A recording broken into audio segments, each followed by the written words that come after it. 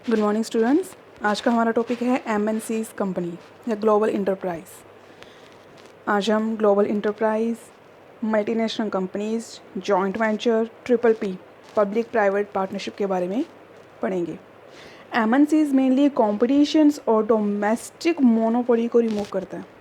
नाम से पता लग रहा है, मल्टीनेशनल कंपनीज सिंपली ऐसी कंपनीज जिनका business more than one countries है। हम बहुत कुछ अपनी डेली लाइफ में सुनते हैं, Ranbaxy, Asians, Cadbury, Coca Cola. ये बहुत सारी ऐसी कंपनीज़ हैं जो हाउस होल्ड सेक्टर को क्रॉस कर चुकी हैं। इट मीन्स ये मल्टीनेशनल कंपनीज़ के बीच में आती हैं। इन्हें हम एमएनसीज कहते हैं। इसका मीनिंग भी लिख सकते हो, it's refers to those companies which across their business more than one country is called MNCs. Features में हमारा फर्स्ट पॉइंट है simply centralised management. Centralised management का मतलब सेंटर में ये काम कर रही है, यानी इसका हेडक्वार्टर एक कंट्री में है और अपने बिजनेस को ये मोर देन वन कंट्रीज़ कर रही है, दूसरी कंट्रीज़ के अंदर कर रही है। Next one, world wide sphere of business. इसने अपना बिजनेस पूरा का पूरा एक्सप्लॉयट किया हुआ है, यानी बहुत सारी कंट्रीज़ में फैला रखा है। बेटर क्वालिटी प्रोडक्ट्स, इसके जो प्रोडक्ट्स हैं वो बहुत अच्छी क्वालिटी की हैं, ब्रांडेड हैं। ऑब्वियसली तभी इसे हम एमएनसीज कहते हैं। लार्ज स्केल पे ये बिज़नेस कर रही हैं, पता लग रहा है, क्योंकि मोर देन वन कंट्रीज़ हैं। जैसे हम एग्जांपल ले रहे हैं, बहुत सारी ऐसी कंट्रीज़ हैं जैसे आईटीटी, इसकी 800 ब्रांचेज़ हैं कंट्रीज़ के अंदर। Simply access to international market, ये इंटरनेशनल मार्केट्स में भी अपनी जगह बना चुकी हैं बिकॉज ऑफ बहुत सारे प्रोडक्ट हैं, गुड क्वालिटी के प्रोडक्ट हैं, मार्केटिंग फैसिलिटी अच्छी है, स्पेशल अटेंशन टू एडवर्टीज़मेंट, इसकी एडवर्टीज़मेंट बहुत ज़्यादा होती है। इवोल्यूशंस में राज्य आपने सिर्फ इतना ही लिखना है क्या कि जैसे इस्टेब्लिश हुआ मल्टीनेशनल्स कंपनी का, जितनी भी हमारी चीप क्वालिटी के प्रोडक्ट हैं वो अब नहीं है, हमारी गुड क्वालिटीज़ के प्रोडक्ट बनने स्टार्ट हैं। यानी इसमें गुड्स हम कंट्री को होस्ट करते हैं, चाहे वो अच्छी है कंट्री, चाहे वो बुरी है। ये डिपेंड करता है पॉलिटिकल, सोशल, इकोनॉमिक कंडीशंस पे। यानी मेनली हम एडवांटेज एंड डिसएडवांटेज देखते हैं कंट्री के, जिस पे मल्टीनेशनल कंपनी प्रॉपर इवेलुएट होती है। नेक्स्ट वन इसके एडवांटेज और डिसएडवांटेज है। एडवांटेज में फर्स्ट पॉइंट है increase in foreign investment. Obviously हम मल्टीनेशनल कंपनीज़ के अंडर काम कर रहे हैं, यानी फॉरेन एक्सचेंज भी होगा, यानी फॉरेन इन्वेस्टमेंट में ये हेल्पफुल है। इंक्रीज़ इन एम्प्लॉयमेंट, अब एमएनसी है, वर्ल्ड लेवल पे वर्क कर रही है, तो एम्प्लॉयमेंट भी बहुत ज़्यादा, अपॉर्चुनिटी एम्प्लॉयमेंट की बहुत ज़्यादा होंगी, अच्छी अपॉर्चुनिटी होंगी। Proper use of resources, better quality के प्रोडक्ट बनाने के लिए हम प्रॉपर यूज़ करेंगे रिसोर्सेज का। टेक्निकल डेवलपमेंट, टेक्निक भी हमारी क्या होगी, न्यू टेक्नोलॉजी का यूज़ करेंगे। एंड ऑफ लोकल मोनोपोली, यानी हम लोकल लेवल पे सेल नहीं करेंगे इसको हम इंटरनेशनल लेवल पे सेल करेंगे। मोनोपोली लोकल लेवल की नहीं होगी।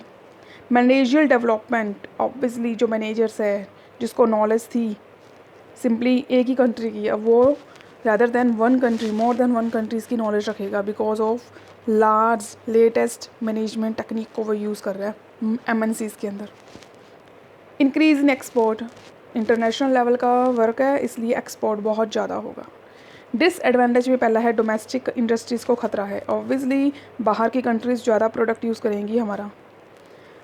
रीपार्टेशंस ऑफ प्रॉफिट का रीपार्टेशंस हो जाएगा, बहुत सारा प्रॉफिट टैक्स पे करने में ही लग जाएगा, ये भी डिसएडवांटेज है। इन इंटरवेंशंस इन लोकल पॉलिटिक्स, जितने भी पॉलिटिक्स पार्टी हैं वो भी क्या करेंगी, इसमें इंटरफेयर करेंगी, यानी गवर्नमेंट के डिसीजंस के अकॉर्डिंग हमें इंटरफेरेंस को भी फेस करना पड़ेगा। एक्सप्लोटेशंस ऑफ नेचुरल रिसोर्स को वेरी केयरलेसली हम यूज़ करेंगे बिकॉज ऑफ इनोवेशन, नई रिसर्च के लिए हम इसका ज़्यादा यूज़ करेंगे। No benefit to poor people, obviously MNCs है तो पुअर पीपल को कोई भी फ़ायदा नहीं होगा। इसमें डेवलप्ड कंट्री ज़्यादा जो वर्क कर पाएंगी। इसमें मेनली हम एडवांटेज लिख सकते हैं कि हम ऐसा प्रोडक्ट बनाएं जो तीनों लेवल के लिए यूज़फुल हो। इसके बाद राजेश कुछ एग्जांपल्स दिए हुए हैं एमएनसीज़ के। ये एमएनसीज़ हैं इंडिया के अंदर जो है हमारी रेनबैक्सी है, डॉक्टर रेड्डीज़ है, ये सारी की सारी इन्फोसिस, ये सारी की सारी इंडियन, टाटा मोटर, ये सारी इंडियन एमएनसीज़ है, आप देख सकते हो। इसके बाद फॉरेन एमएनसीज़ दी हुई हैं, कोका कोला, कैडबरी, लिप्टन, ये सारी हमारी क्या है, फॉरेन की MNCs हैं। इसके बाद है जॉइंट वेंचर। जॉइंट वेंचर का सिंपल मीनिंग अगर आ जाए, आपने सिर्फ मीनिंग लिखना है ध्यान से। It's refers to that partnership which companies share investment, risk management and profit. और कुछ भी नहीं, इसमें कोई रजिस्ट्रेशन नहीं होता, कुछ भी नहीं। अपनी मर्जी से कोई दो पार्टनर्स आपस में वर्क करते हैं, उसे हम पार्टनर नहीं कहते, को वेंचर कहते हैं। जो पर्सन आपस में मिलके काम करते हैं इसमें, वो को वेंचर है, पार्टनर नहीं है। होती है पार्टनरशिप की तरह, बट इसमें एग्रीमेंट नहीं होता। बेनिफिट्स क्या है, सबसे पहले ईजी एंट्री है, हम ईजिली एंटर कर सकते हैं मार्केट के अंदर। रिस्क मिनिमाइज्ड है, क्योंकि लार्ज अमाउंट पैसों की नहीं लगाते, हम स्मॉल अमाउंट से इसको स्टार्ट करते हैं। टेक्नोलॉजिकल बेनिफिट, इसमें मेनली जो पार्टनर के पास अच्छी रेपुटेशन है वो उसका यूज़ कर सकता है टेक्नोलॉजी का। कंपेटिटिव स्ट्रेंथ, अगर दो कंपनी आपस में मर्ज होंगी काम करने के लिए तो वो कंपटीशन को भी फेस कर सकते हैं।